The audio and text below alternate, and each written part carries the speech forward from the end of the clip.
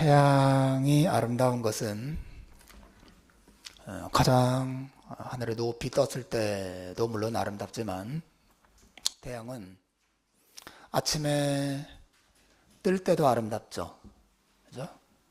그리고 태양이 질 때도 아름다워요. 참 아름답습니다.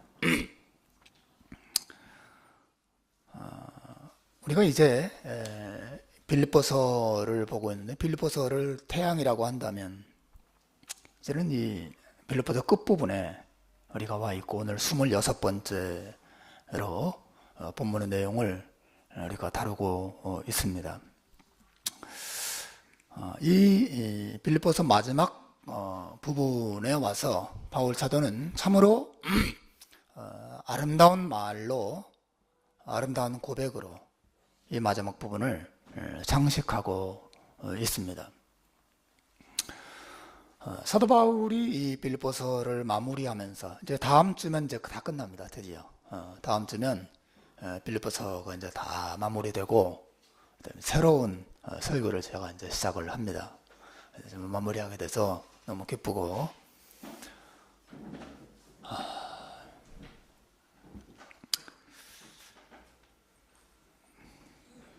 물론 이제 7월 마지막 주에 이렇게 딱 맞춰서 끝났으면 딱 좋았을 텐데 그런 생각도 하는데 하나는 뜻이 있어서 또 마지막에 다음 주 마지막 끝인사를 다루면서 이제 마무리하게 됩니다. 그래도 뭐 26번째, 다 27번째니까 한 5개월 정도, 그죠? 6개월쯤 우리가 빌립보서를 한 것 같습니다. 이 마지막 부분에 와서 바울 사도가 말하고 있는 참 아름다운 것은 그 주제는 감사합니다. 감사합니다. 이런 감사는 참 아름다운 거예요. 그죠? 동물과 인간을 구별해주는 가장 큰 차이죠. 감사합니다. 감사할 줄 알아야 합니다. 누군가에게 뭐 작은 것을 하나라도 받으면 혹은 도움을 받거나 사랑을 받거나 배려를 받을 때 감사합니다. 물 한 잔 받을 때도 감사합니다. 감사하는 거 하는 거 참 아름답고 귀한 일이죠. 바울 사도께서 오늘 본문에서 바로 그런 감사를 드러내고 있습니다. 바울은 자신이 필요한 것, 또 자신이 쓸 것을 공급해준 빌립보 성도들에 대해서 감사를 표현하고 있는 것이에요.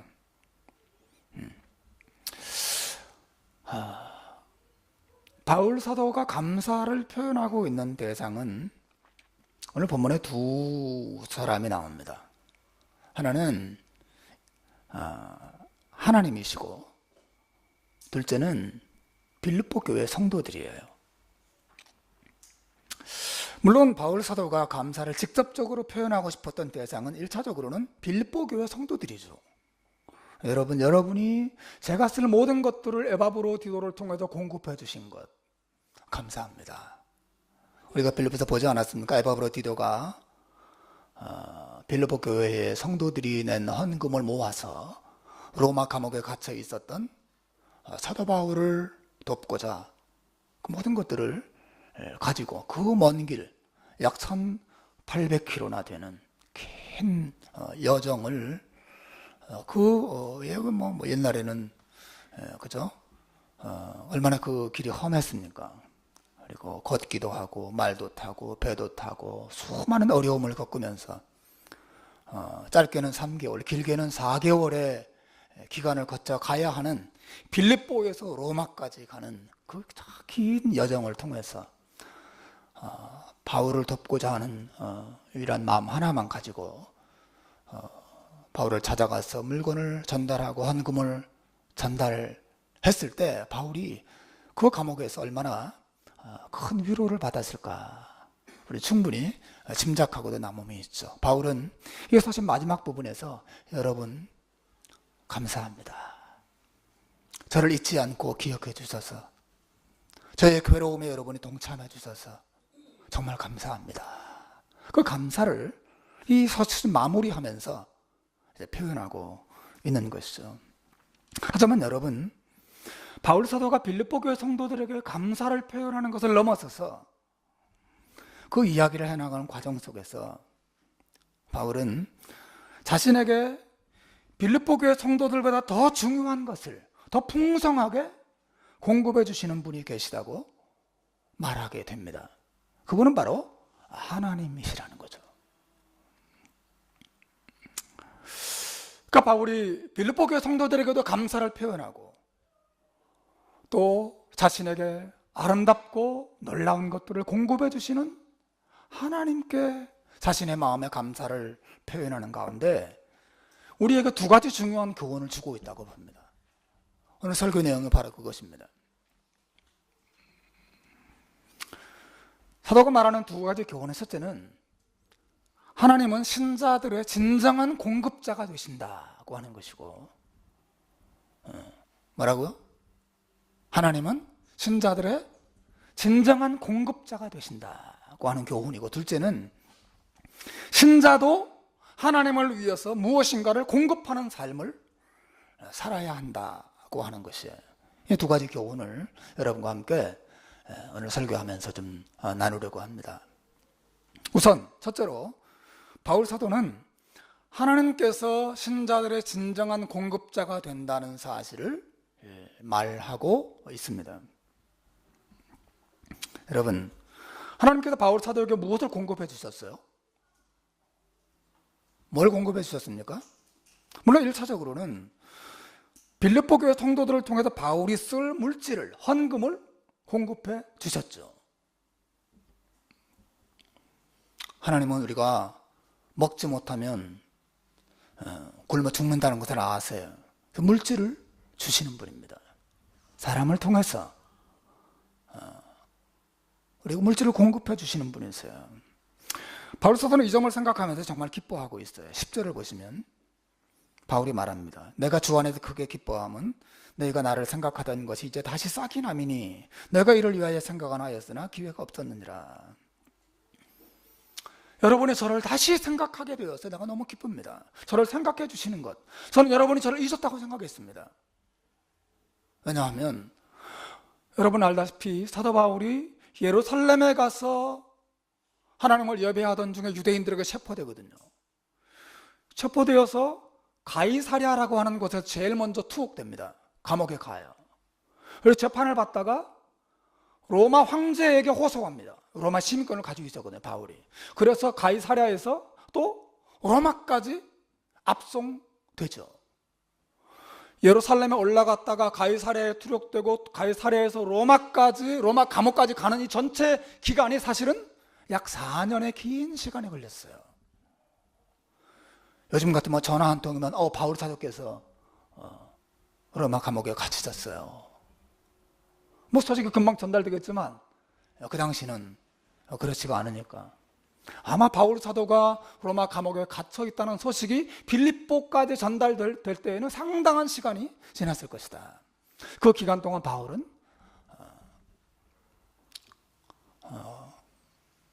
큰 도움을 받지 못한 채 외롭게 시간을 보냈을 것이 분명하고, 그런데 때마침 그 소식이 전달되고 또 전달되었다고 해서 금방 또 올 수 있는 거리도 아니잖아요. 긴 거리였고, 그리고 이 헌금을 어떻게 거둘 것인지, 거둔 헌금을 누가 가지고 갈 것인지, 언제 출발할 것인지 빌립보 교회 성도들이 또 모여서 많은 회의를 하고 그랬지 않았겠어요?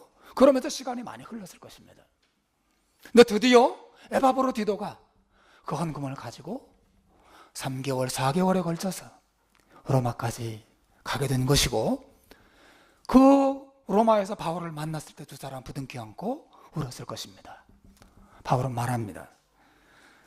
내가 주 안에서 크게 기뻐함은 너희가 나를 생각하던 것이 이제 다시 싹이 나미니, 마치 겨울의 나무가지처럼 바울을 향한 생각이 싹이 나지 않는 것처럼, 바울에 대한 생각을 잊어버린 것처럼 빌립보 교회 성도들이 생각도 했었는데 그렇지 않다는 것이 드디어 나타났다는 거죠. 너희가 생각은 있었지만 기회가 없었느니라. 그렇죠. 시간이 자꾸 흐르게 됐다, 그런 말입니다. 따라서 여러분, 바울 사도가 빌립보 교회 성도들의 이런 물질의 공급, 하나님께서 빌립보 성도들을 통해서 물질을 공급하는 것을 정말 기쁘게 생각하고 하나님께 감사했어요. 하나님의 그들을 공급해 주신 것이죠. 하지만 하나님께서 바울 사도에게 공급해 주신 것은 물질이 전부가 아니었어요. 여러분, 11절에서 사도가 뭐라고 말합니까? 11절 읽어봅시다. 11절 시작. 내가 궁핍함으로 말하는 것이 아니라 어떤 형편에든지 나는 자족하기를 배웠노니, 그랬어요. 무슨 말입니까? 하나님께서 바울에게 공급해 주신 더 큰 것은 자족함을 공급해 줬다는 것입니다.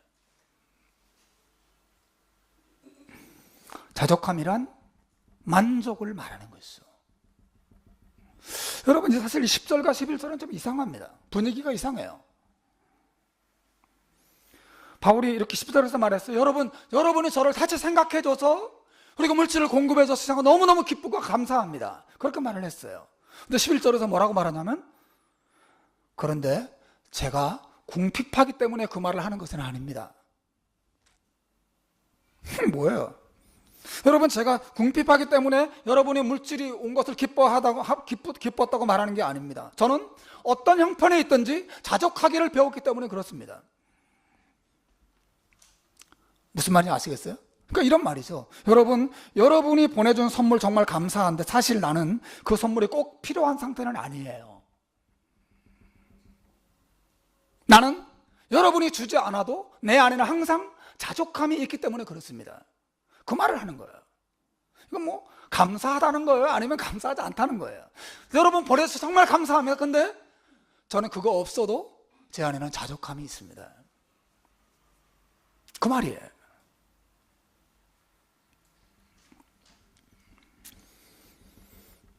하나님께서 사도 바울에게 빌립보 교회 성도들을 통해서 물질만 공급하신 것이 아니라 그 물질이 오기 전에 무엇을 공급하셨어요?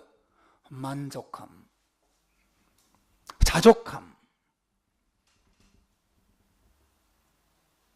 그게 바울에게 있었다는 것이죠.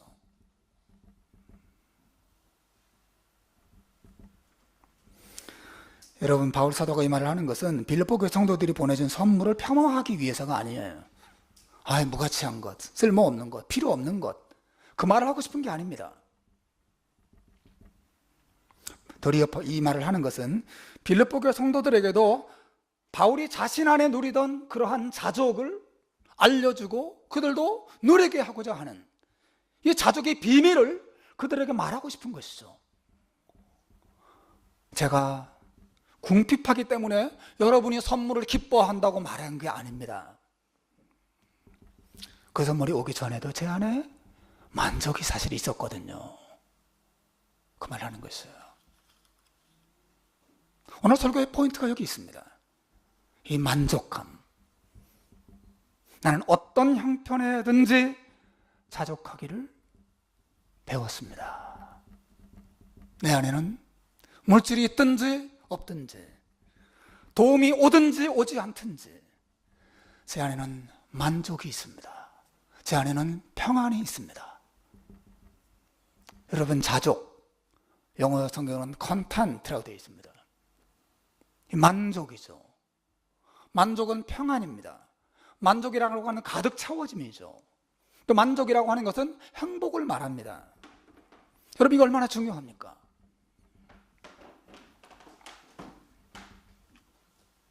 여러분 안에도 이러한 만족이 있기를, 이러한 자족함이 있기를 주님의 이름으로 축원합니다. 만족함. 근데 여러분, 바울 사도가 여기서 말하는 자족함, 만족이라고 하는 것은 세상 사람들이 말하는 일반적인 만족을 의미하는 게 아니에요. 온 세상 사람들은 정말 이런 만족의 상태에 들어가길 원해요. 그렇지 않습니까? 그냥 만족하면 삶이 얼마나 좋을까? 만족이라고 하는 것은 행복이거든요. 그렇지 않습니까? 내가 지금 불평이 없어졌으면, 지금 욕구불만이 없었으면 얼마나 좋을까? 평안과 행복이 있으면 얼마나 좋을까? 여러분, 온 세상 사람들이 그 만족을 원해요. 여러분도 원하실 것입니다. 만족하며 살기를.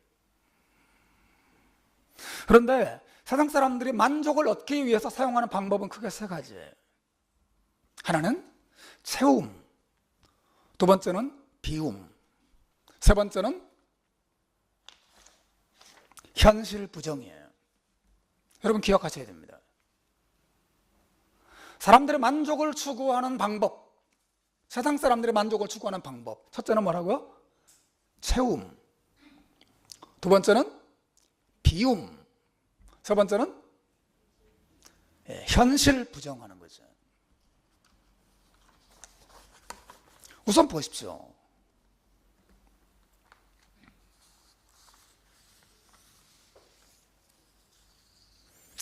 채움이라고 하는 방법을 생각해 보세요. 보통 사람들은 자기 인생 속에 무엇인가를 채움으로써 만족을 얻고자 해요. 그렇게 얻을 수 있다고 믿습니다. 돈으로 지갑을 채워야 만족해집니다. 자기 몸을 건강으로 채워야 만족해지죠. 자기 머리를 지식으로 채워야 만족하죠. 자기 이력서를 화려한 경력으로 혹은 학벌로 채워야 만족이 있습니다. 뭔가를 채우려고 해요. 자기 집에 화려한 가구로 채우고 자동차로 채워야 만족이 있습니다. 사람들은 채움으로써 만족을 얻고자 해요. 자기 인생을 성공으로 채워야 해요. 실패가 찾아오는 한, 가난이 찾아오는 한, 궁핍함이 찾아오는 한 만족은 사라집니다. 채움, 이게 사람들이 만족을 얻기 위해 사용하는 방법이죠. 두 번째, 사람들의 만족을 얻기 위해서 사용하는 또 하나의 방법인데 비움이에요.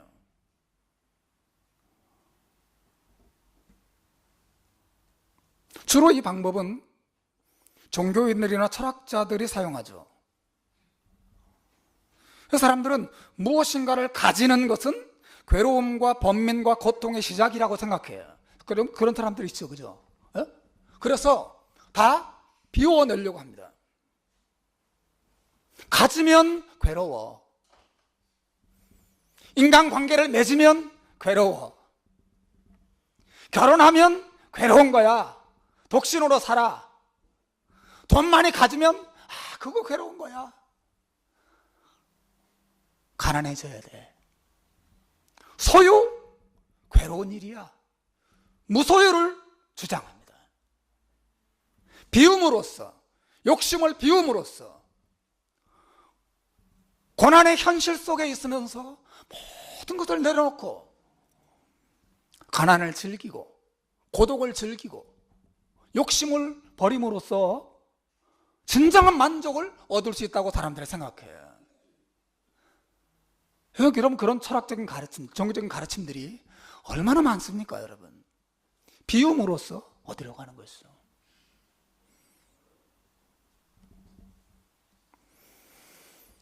만족을 추구하는 세 번째 유형이 있어요. 그것은 현실을 부정하는 것이라 그랬어요. 이것은 소위 적극적인 사고방식이나 긍정적인 사고방식을 말하는 거예요. 예를 들어서 내가 가난해져서 집에 먹을 것이 하나도 없게 됐다. 그때 이런 사람들이 이렇게 생각합니다. 그래, 인생이란 원래 빈손으로 왔다가 빈손으로 가는 거야. 이런 생각으로 가난한 현실 속에서 만족을 얻고자 해요. 질병이 찾아왔습니다. 원래 인생은 죽는 거야. 현실을 부정합니다.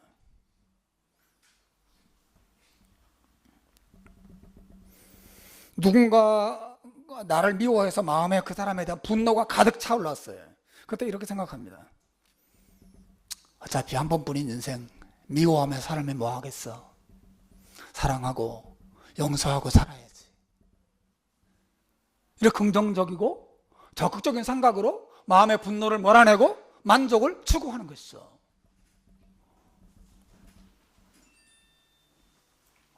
인생에 실패가 찾아왔을 때 이 사람들이 생각합니다. 실패는 성공의 어머니야. 꿈을 잃어버리면 안 돼. 나는 할 수 있어. 내가 열심히 노력하면 하늘이 나를 도와줄 거야. 꿈은 이루어진다. 이런 적극적인 생각으로 실패가 주는 두려움과 실패가 주는 낙심을 마음에서 몰아내고 만족을 지켜내려고 하는, 만족을 만들어내려고 하는, 현실을 부정함으로써. 여러분, 이것은 이 빌립보서 쓸 당시에 있었던 유명한 철학 학파, 스토아 학파라고 하는, 여러분 들어보셨어요? 네. 그런 사람들이 만족을 얻는 방식이었습니다. 이런 것입니다. 현실은 너무너무 무섭고 힘들지만 자기 스스로에게 나는 안 무서워, 나는 할 수 있어, 자기가 자기를 달래는 거예요. 무슨 말인지 아시겠죠? 너무 외로워요. 그냥 그 외로움을 달랩니다. 계속 자기에게 달래요. 괜찮아, 인생은 이제 혼자 사는 거야, 두려워하지 말고 당당하게 맞서자, 이런 말로 끊임없이 자기를 달래면서 용기를 북돋으면서 만족을 추구하는 것이죠. 여러분, 이런 유의 사고방식이 지금 적극적인 사고방식과 긍정적인 사고방식으로 나타나고 있는 거예요, 사실은요. 여러분, 말하지만 적극적인 사고방식은 기독교가 아닙니다. 할 수 있어, 괜찮아, 모든 일이 잘 될 거야, 꿈은 이루어질 거야. 이것은 심리학이에요. 이것은 철학입니다. 이미 고대로부터 사람들이 사용했던 방법이에요.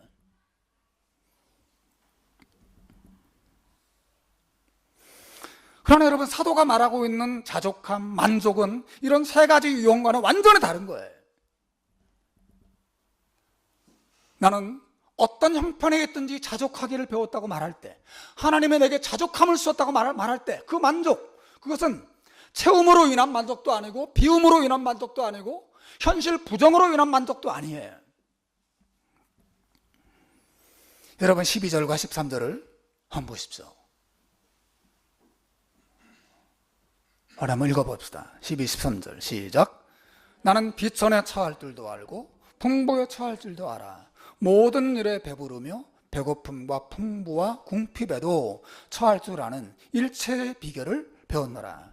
내게 능력 주시는 자 안에서 내가 모든 것을 할 수 있느니라 그랬어요. 여러분, 바울이 여기서 말하는 걸 잘 보세요. 바울 사도는 하나님의 능력이 자신에게 진정한 만족을 주었다고 말하고 있어요. 그죠? 그런데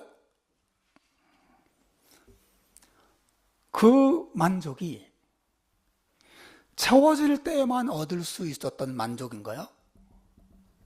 하나님이 자기에게 돈을 채워주시고 건강을 채워주시고 성공을 채워주시고 승리를 채워주시고 평안을 채워주시고 그런 채워주셨을 때만 바울이 얻을 수 있었던 만족이에요? 아니에요. 뭐라고 말합니까? 나는 비천에 처할 줄도 알고 풍부뿐 아니라 배부름뿐 아니라 배고픔과 궁핍에도 그 속에서도 만족을 얻을 수 있는 것이다. 내 자족은, 나의 만족은 채움으로써 얻을 수 있는 만족이 아니라는 거죠. 나는 비워졌을 때에도, 가난해졌을 때도, 배고프게 되었을 때도, 실패가 찾아왔을 때도, 감옥에 갇혔을 때에도 내 만족은 사라지지 않는 만족이다, 이렇게 말하고 있어요. 그러면 비워졌을 때에만 얻을 수 있는 만족인가요? 나는 가난을 좋아해, 돈은 필요 없어, 다 비워야 해, 그래야 만족이 찾아와, 그런 거였나요? 바울은 부자가 되는 것을 싫어했나요? No. 바울의 만족은 어디였어요? 내가 비천에 처할 줄도 아지만 풍부에 처할 줄도 안다 그랬어요. 즉 풍부할 때에도 하나님의 바울에게 돈을 많이 주시고, 바울이 좋은 집에 살고, 바울이 좋은 자동차를 타고 다닐 때에도 그의 만족은 사라지지 않는, 그 말은 다시 말해서 그 돈 때문에 마음을 빼앗기고, 돈 때문에 염려하고, 돈 때문에 하나님을 잃어버리고, 돈 때문에 타락하는 그러한 만족이 아니라는 거죠.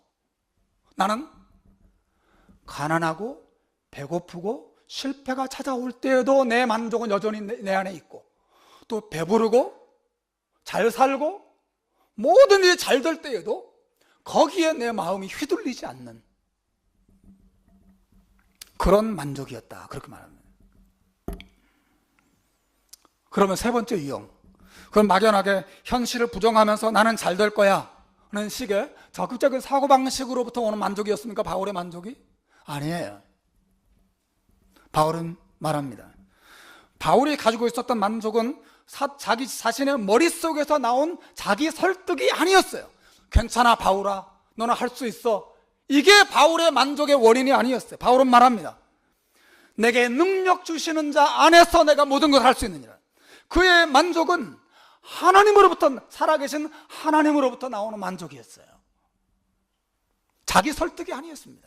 하나님의 그 곁에 계시고, 하나님의 말씀해 주시고, 하나님의 사랑을 주시고, 하나님의 용기를 주시고, 하나님이 위로를 주셔서 그 하나님 때문에, 그 살아계신 하나님을 바라보기 때문에 가지는 그런 만족이었다, 그 말합니다.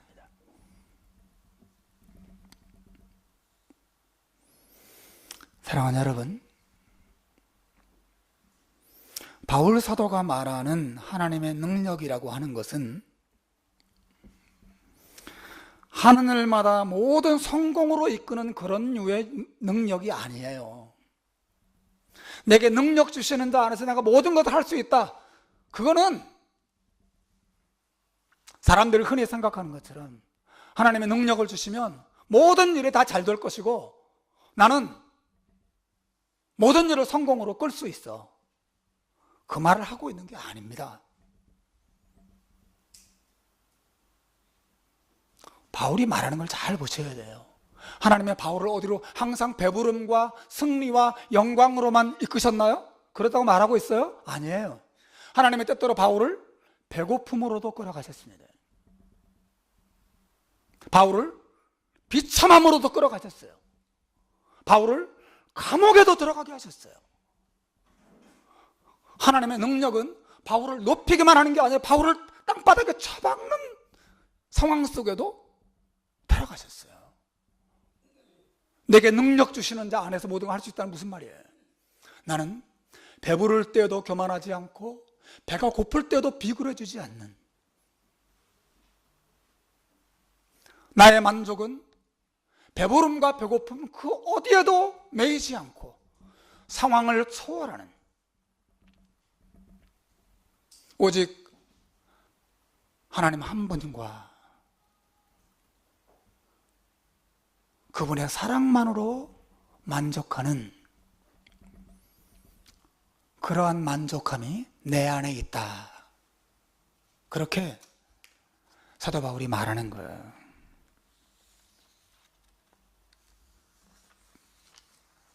하나님 때문에,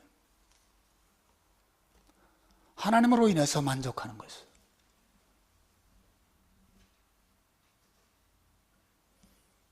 여러분, 어떤 면에서 배고픈 사람에게 하나님의 능력이 더 필요하겠어요? 아니면 배부른 사람에게 하나님의 능력이 더 필요하겠어요? 우리가 흔히 생각할 때 배고픈 사람에게 하나님의 능력이 필요하지, 그래야 하나님이 쌀도 주시고 돈도 주시지. 새빵살이 한 사람에게 하나님의 능력이 필요하지, 큰 집 지니고 사는 사람에게 하나님의 능력이 필요하겠어? 새빵살이 사는 사람의 능력이, 하나님의 능력이 그 사람을 좋은 집으로 옮겨 주셔야지. 큰 집에 사는 사람에게 무슨 하나님의 능력이 필요하겠어? 바울은 그렇게 말하지 않습니다.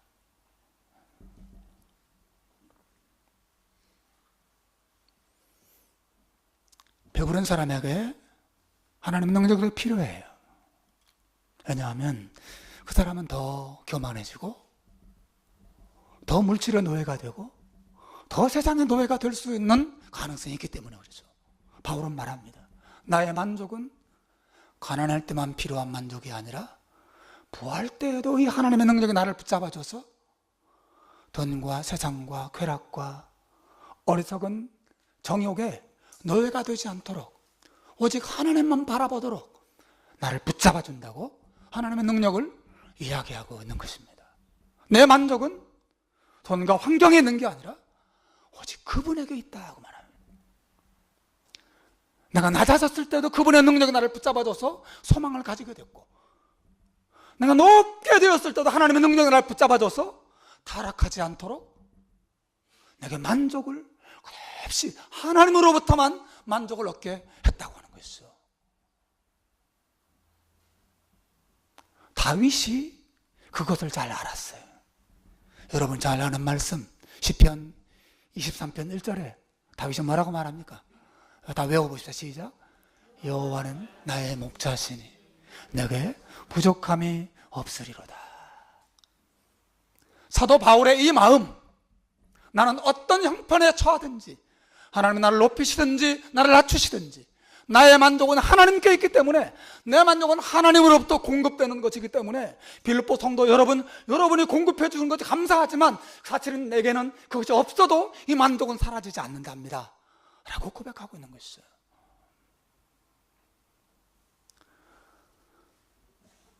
이 얼마나 놀라운 비밀입니까? 제가 언젠가 한번 예를 들었지만, 제가 사랑하고 존경하는 저의 영적인 멘토와 같은 로이드 존스 목사님이 이제 정년이 되어서 은퇴를 했어요. 이제 더 이상 설교할 수가 없는 나이가 됐습니다.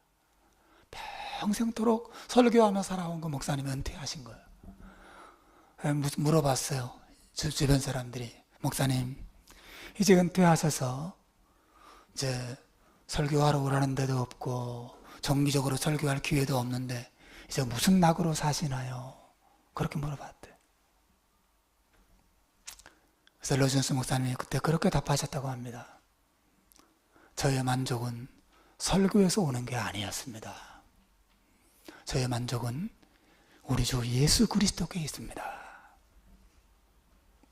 제가 사역을 할 때나 사역에서 물러났을 때나 저는 그분을 바라보고 그분과 함께 있기 때문에 내 만족은 사라지지 않는답니다. 저는 그 말을 들을 때 너무 인상적이었어요. 저도 때때로 은퇴를 생각하거든요.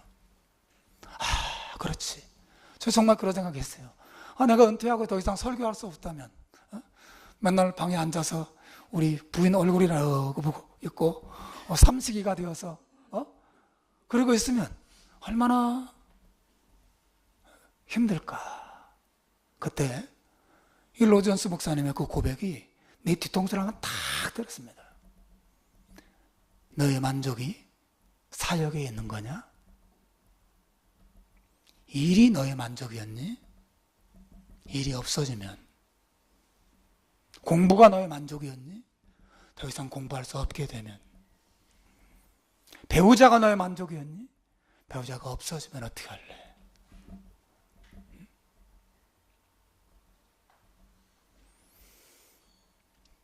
반대로 갑자기 로또 맞아가지고 수천억을 손 안에 넣으면, 그러면 어떻게 할래?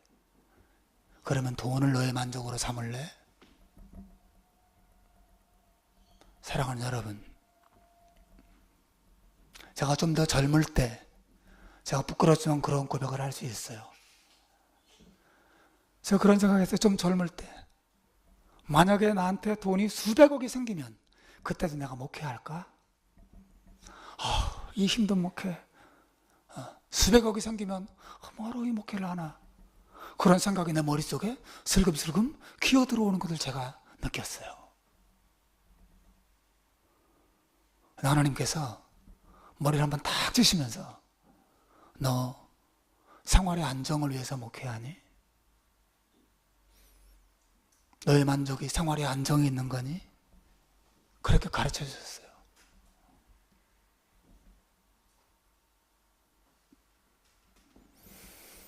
사랑하는 여러분, 여러분의 만족은 어디에서 오는 것입니까? 여러분의 만족이 모든 환경을 초월하신 하나님 한 분 때문에, 그분과의 관계 때문에, 그분의 사랑 때문에, 그분의 변함없는 은혜 때문에 오는 것입니까?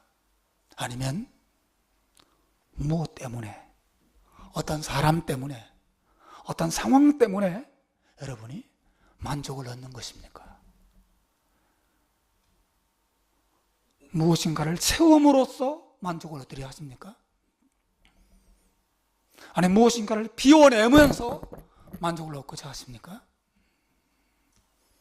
아니면 끊임없는 자기 설득으로 괜찮아 나는 할 수 있어, 그런 사고방식으로 만족을 지켜내려고 하십니까? 바울은 말합니다. 내게 능력 주시는 분이 계십니다. 나는 어떤 상황 속에든지 나는 할 수 있습니다. 무엇을? 성공을? No. 나는 그 어떤 상황 속에서 만족을 잃어버리지 않을 수 있습니다. 그 말을 사도가 하는 것이, 이런 만족이 정말 여러분에게 있기를 주님의 이름으로 축원합니다. 바울은 말합니다. 나는 어떤 형편에 처하든지 만족하기를, 자족하기를 배웠다 그랬어요. 어떻게 했다고? 배웠다는 거예요. 배웠다는 거예요. 하나님께서 모든 상황 속에서 이 자족을 바울에게 가르쳐 주셨다는 거죠. 때때로는 높이기도 하시고, 때때로는 낮추기도 하시고, 때때로는 가득 채워주기도 하시고, 때때로는 텅 비게도 하시고, 때때로는 행복하기도 하시고, 때때로는 불행하기도 하시면서 다양한 환경을 경험하게 하시면서 무엇을 가르쳐 주시는 거예요? 자족하는 법, 오직 하나님 한 분만을 만족으로 삼고 사는 법을 그 모든 환경 속에서 가르쳐 주신 것이죠. 사랑하는 여러분, 하나님의 인도하심에는 목적이 있습니다.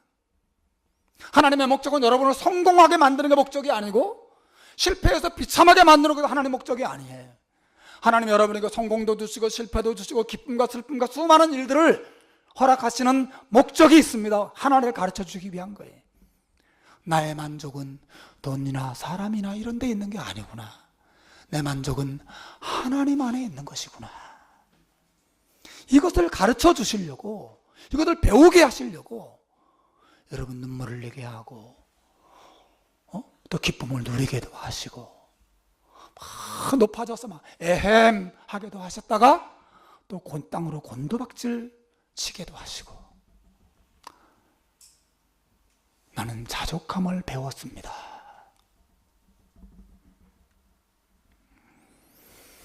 사랑하는 여러분,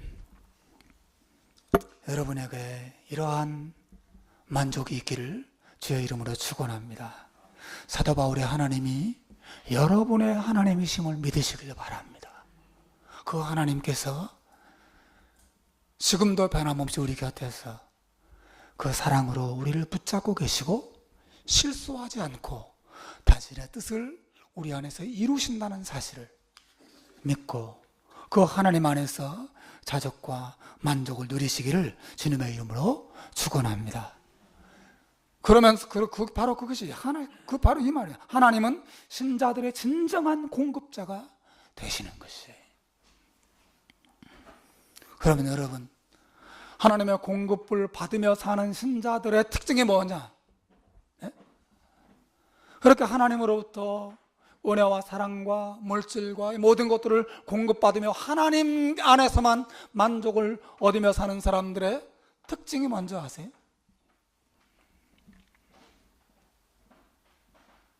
자기 혼자 배 두드리면서 그렇게 사는 게 아니고 하나님의 영광을 위해서 자기도 무엇인가를 공급하면서 사는 거예요. 오늘 설교의 제목이 공급받는 삶, 공급하는 삶입니다. 무엇인가를 공급하며 사셔야 돼. 여러분, 우선 사도 바울의 삶을 보세요. 사도 바울이 왜 지금 로마 감옥에 갇혀 있죠? 그것은 그가 하나님으로부터 공급받은 은혜와 사랑을 잃어버린 한 영혼에게 공급하기 위해서, 나누어주기 위해서 해서 이런 삶을 살고 있는 것이죠. 그리고 빌립보 교회 성도들의 삶을 보십시오. 바울 사도께서 빌립보 교회 성도들을 크게 칭찬한 이유가 뭐죠? 14절에 보시면 사도가 말합니다. 그러나 너희가 내 괴로움에 참여하였으니 잘하였도다. 바울의 괴로움이 뭐예요? 여기서 말하는 괴로움은요, 돈이 없기 때문에 당하는 괴로움이 아니에요.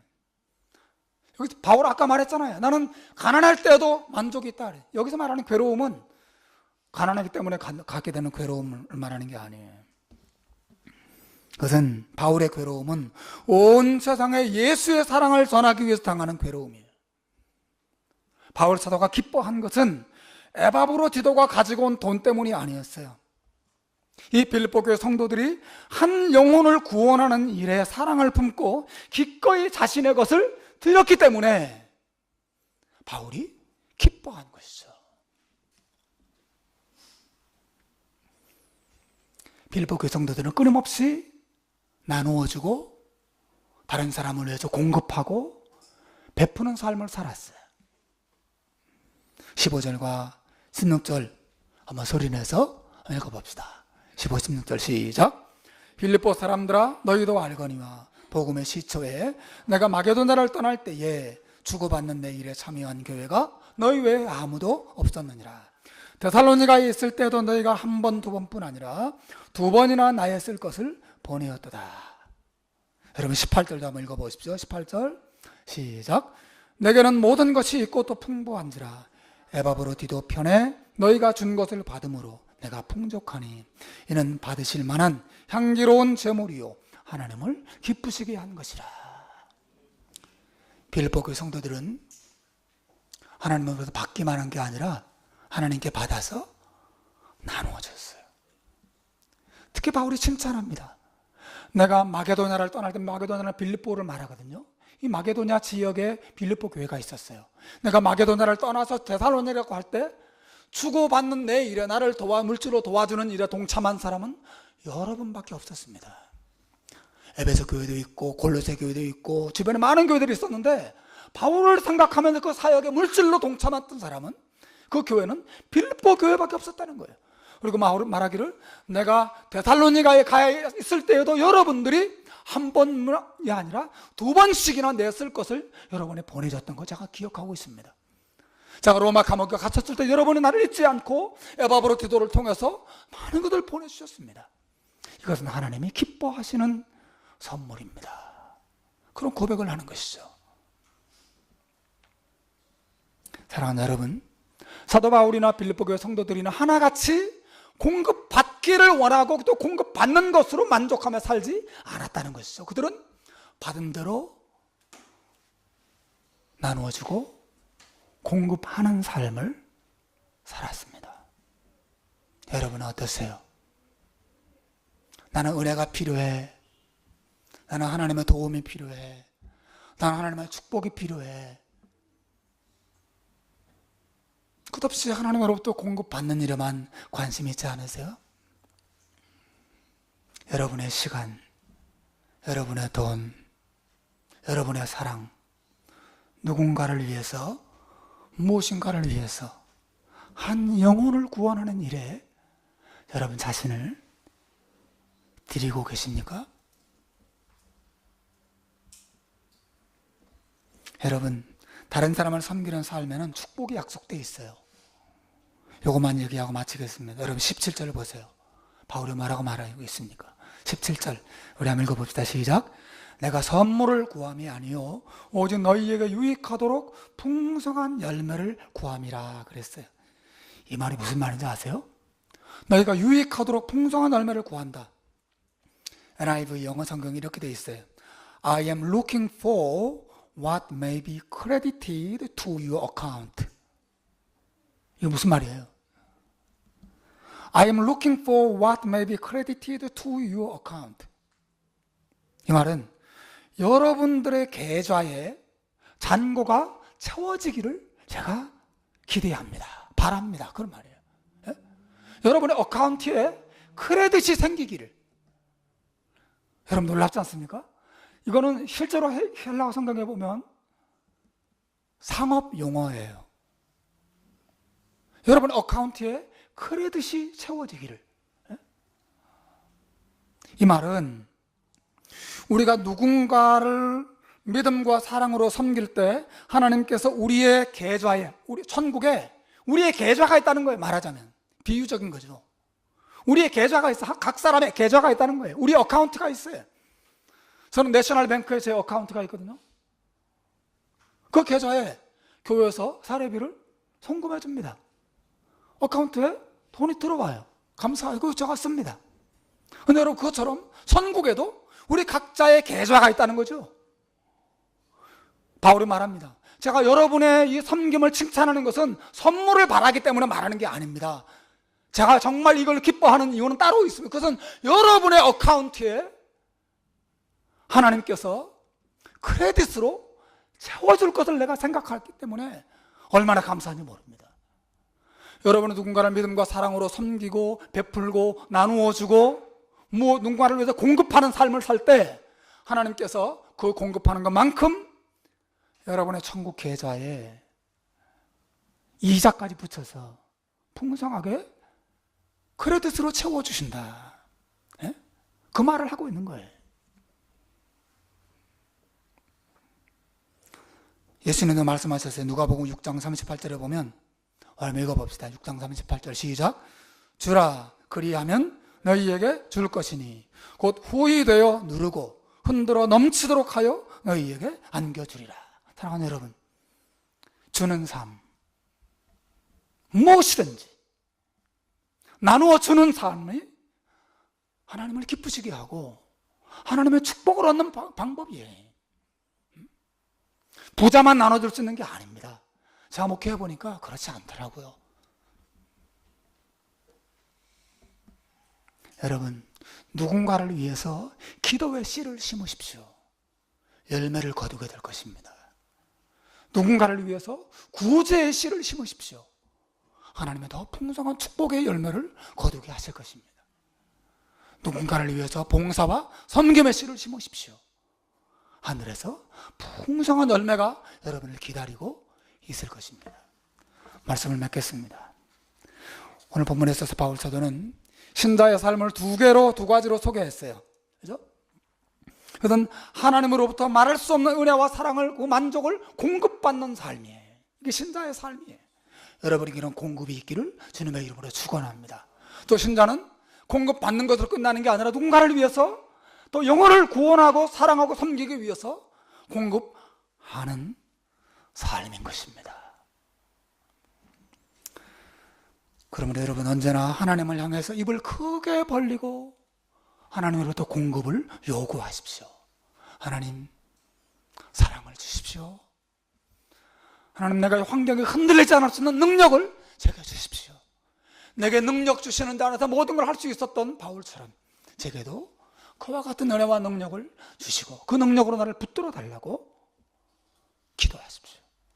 그리고 하나님을 향해서만 눈을 들고 입을 벌리고 손을 벌리는 게 아니라 여러분 주변 사람들에게도 손을 벌리십시오. 나누어주고 베풀고 섬기는 삶을 살아서 참된 만족이 우리 안에 있고 우리로부터 다른 사람들에게 흘러가는 아름다운 은혜가 있기를 주의 이름으로 축원합니다. 기도하겠습니다.